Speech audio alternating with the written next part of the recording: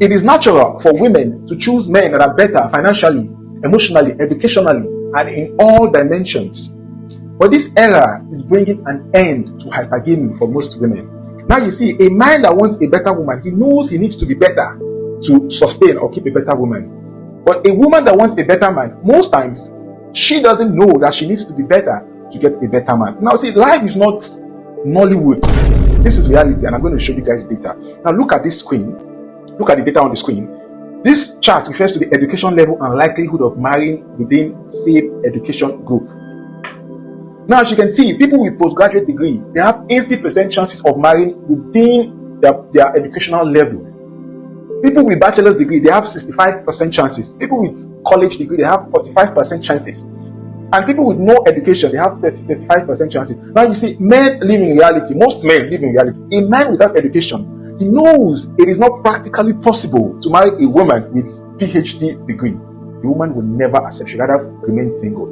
But now, a woman with no education, she believes that she's going to end up with a man with a PhD.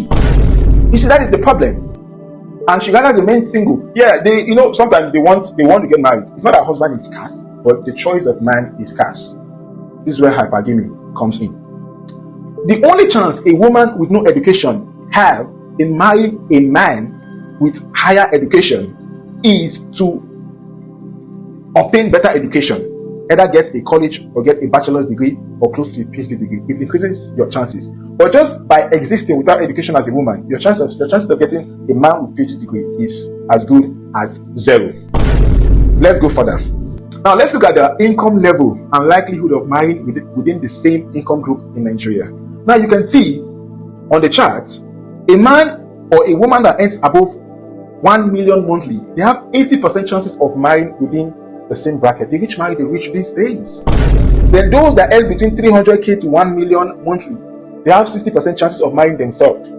Then those who earn 100,000 to 300,000, they have 40% chances. Those who earn below 100,000, they have 25% chances. Now, you can see, a man that earns below 100,000, he knows it is not possible to marry a woman that earns more than 1 million. The disrespect will be a lot. Like, it's not going to work. It's not going to work. Women don't mind being single. Now, the man will settle within his bracket.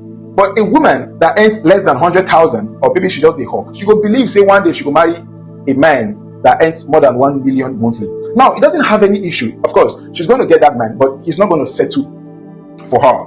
Because, of course, manager know they marry sales girl. The highest manager will do now to sleep with sales girl. And sales girl, they dress, she's dressing what she wants to look sexy to end up with the manager.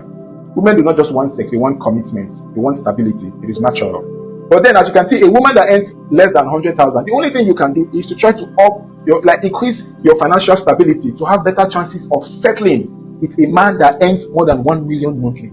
This will not be spiritual, not be something you go pray. This is practical example. And now somebody will ask me, those who earn below 100,000, they have 25% chance of marrying within themselves. So how about the 75%? Let's break down the 75% for you guys. Just relax. Now look at the 75%. Look at the screen. This is the breakdown of the 75% not marrying within the same income group. Now, among this category, 45% marry across nearby groups. Sometimes, if you earn below 100,000, maybe you earn 60,000. If you marry person with earn like 250, 300, it's possible as a woman. But your chances of marrying somebody that earns more than 1 million is very slim. You understand? This is the 45%. Then 20% from that group, they do not marry or they delay. You see a lot of women, the reason why they are not married because they never get rich man. And you see some guys, the reason why they don't marry is because they never really build their financial stability because it matters the most. It matters the most. So some of them will delay the marriage.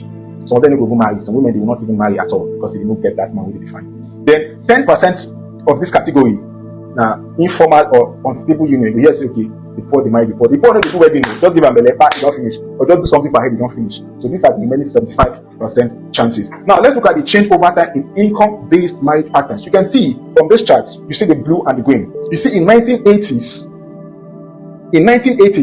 the inequality no really they wild. They can marry each other. The difference is not much.